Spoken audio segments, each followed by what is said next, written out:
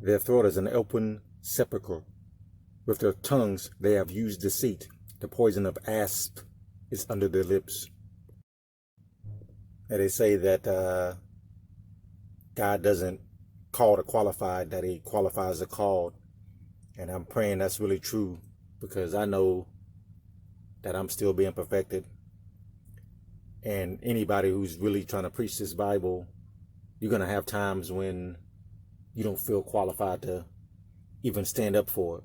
You know, you're not worthy, as they say. But we're going to keep on going. One way that I want to keep on going is to get away from people who are using their words, who are using their tongue, using their mouths in a way that this verse in Romans 3 that we just read at the beginning is describing. It's describing people like that, people who are full of cursing and bitterness. That passage of Romans 3:13 down to verse 18, it's describing people who they don't really have a fear of God. So they're going to say anything. They're going to do anything. But right here, we're talking about the things that people say, the words that we use that God is not okay with. He's not pleased with our speech in a lot of cases. As we talked about before, where you're talking too much, you're talking about things you don't know about, you're talking about people.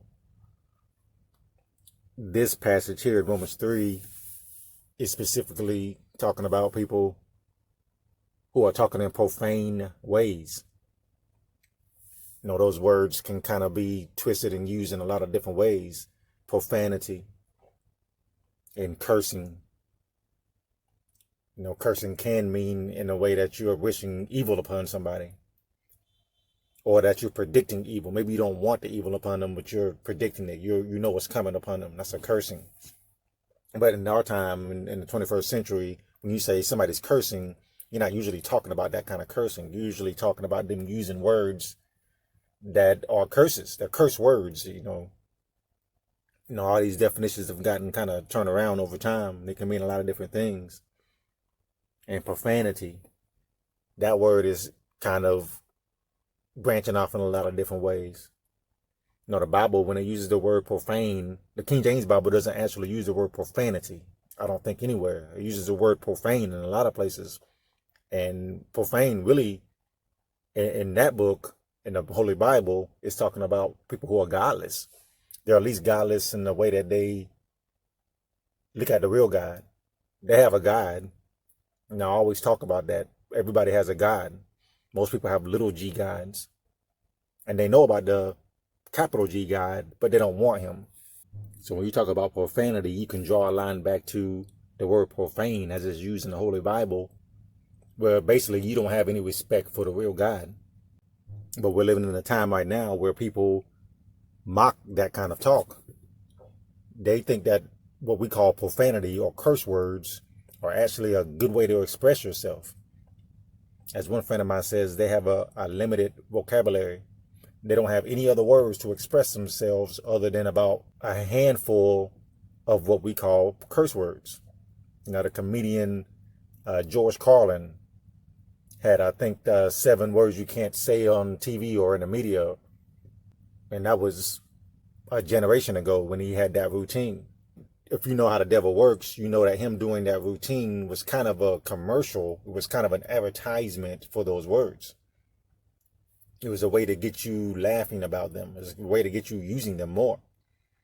40 or 50 years later, after that Carlin routine, then those words are what are normal now.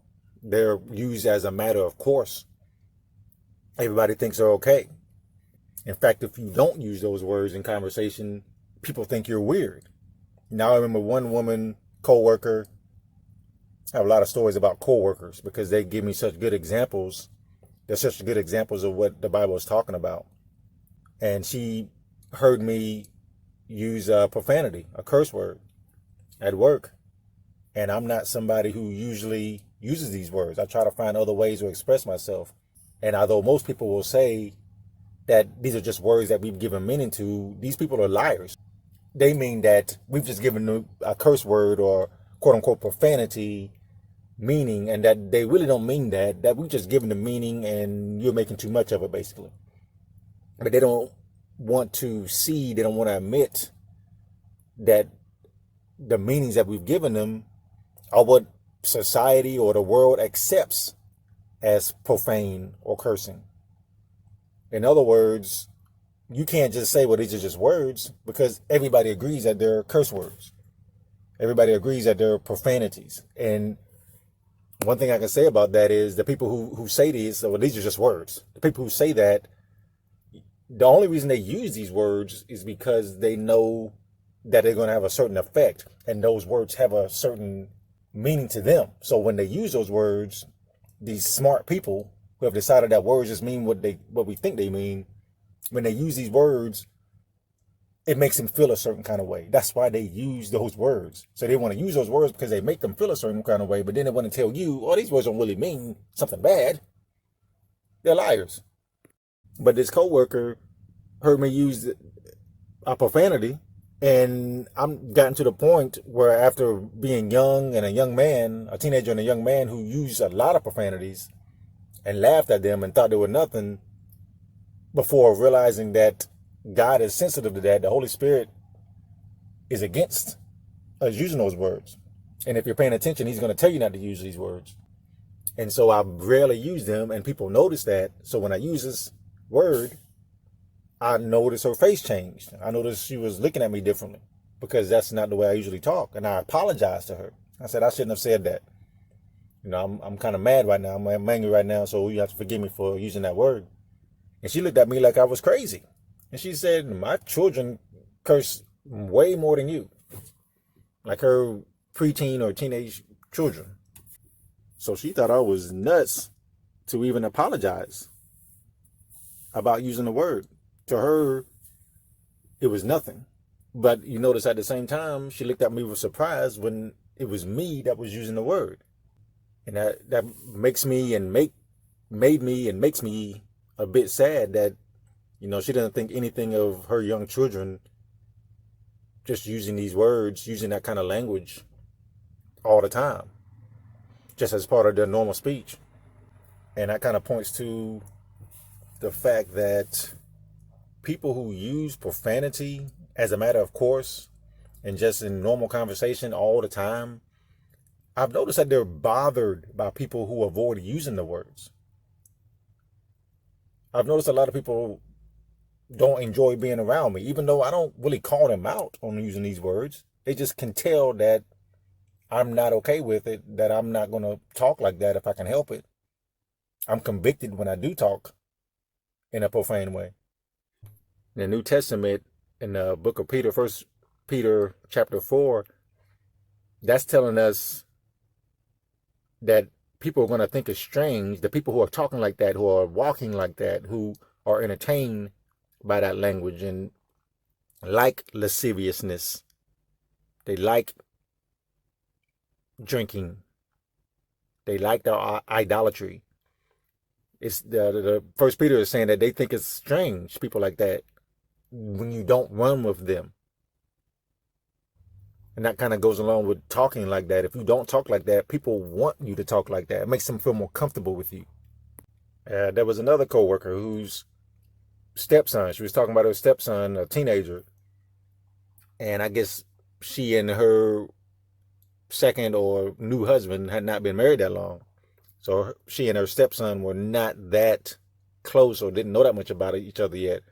And apparently her stepson told her that he had never seen some 1980s movie that this coworker had grown up with. I think it was Goonies or one of those kind of young kid movies where the group of friends are running around having an adventure, something like that.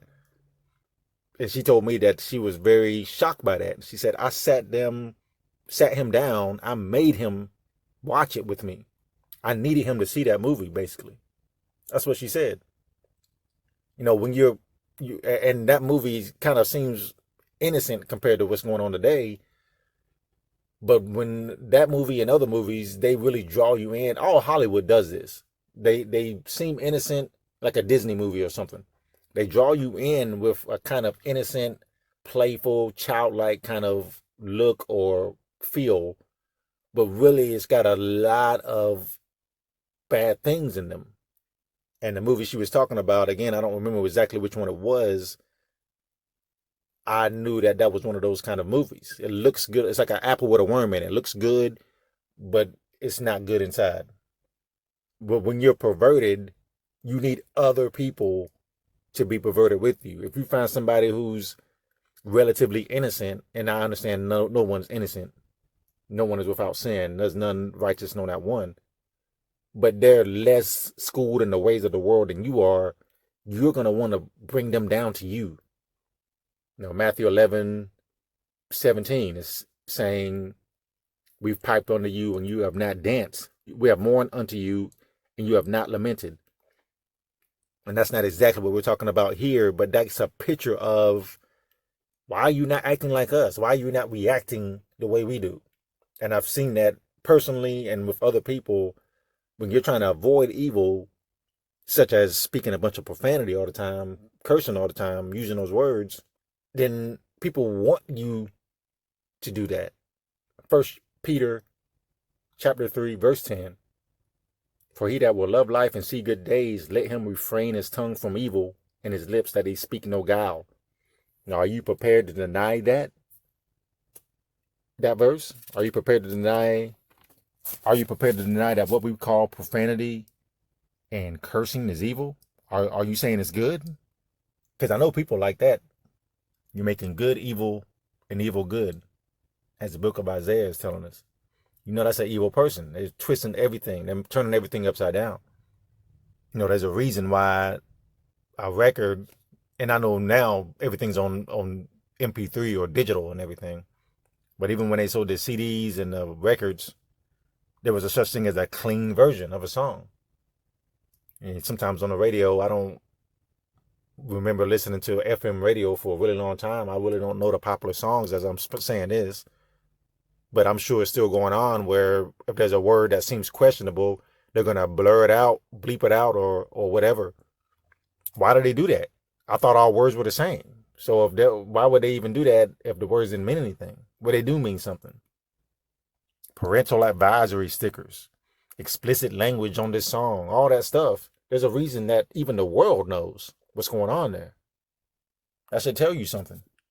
Yeah, it really tells you a lot right there. But a lot of people can't perceive that. They can't sense that. They're not sensitive to that, because when you're around the profane talkers, or you're one of the profane talkers, when you take all of that as entertainment, your ears are just going to become less sensitive to anything godly. You're going to hate what's godly. You're going to love the profanity. You basically love the devil. You love what he wants. Look in Acts chapter 7, after Stephen, who I've heard one preacher say, this is probably the most powerful sermon in the whole Bible, other than anything that Jesus said. What Stephen said in Acts 7 was an amazing, very powerful sermon. And it bothered the listeners to such a degree that, look there in verse 57 in chapter 7 of Acts, they cried out with a loud voice and stopped their ears. And they ran upon him, Stephen, they ran upon him with one accord, and they cast him out of the city and stoned him. They killed him because he preached against what they were doing. I'm using that verse there because their ears are stopped up. Their ears are not sensitive. They can't take the preacher. For this people's heart is waxed gross, and their ears are dull of hearing. That's Matthew 13. Their eyes they have closed, lest at any time they should see with their eyes and hear with their ears, and should understand with their heart, and should be converted, and I should heal them. It's Jesus talking. Why are their ears dull of hearing? Because they've been listening to so many lies. They've been listening to so much filth all the time. They can't hear anything clean anymore. The clean things seem dirty to them. It's kind of like somebody who's eating fast food all the time. I was like this. I remember I was visiting a friend of mine, and his aunt, I think, she was one of those people who she made all her food herself. She grew a lot of her own food, and she made us some sandwiches. And I remember wanting a McDonald's cheeseburger. This is as a teenager. I'm like, this wheat bread and fresh veggies and this is good meat on the sandwich. Now I would appreciate it, but back then I'm like, this is nothing like a hamburger from Mickey D's or whatever, because I was so used to stuff that was not good. Something that was really good, it wasn't good to me. He that hath an ear, let him hear. And we're just really confused right now because you hear people use all the profanity, use all the cursing. And it's not even just curse words per se. It's just the way that you're talking. It's the way you're talking about people. It's the spirit that's behind the tone in your words and the words that you're using. It's not even about all the words that like a George Carlin was talking about. It's not even about those words that people identify as quote unquote profanity. It's about the spirit of in the way that you're speaking. Out of the same mouth proceedeth blessing and cursing. My brethren, these things ought not so to be.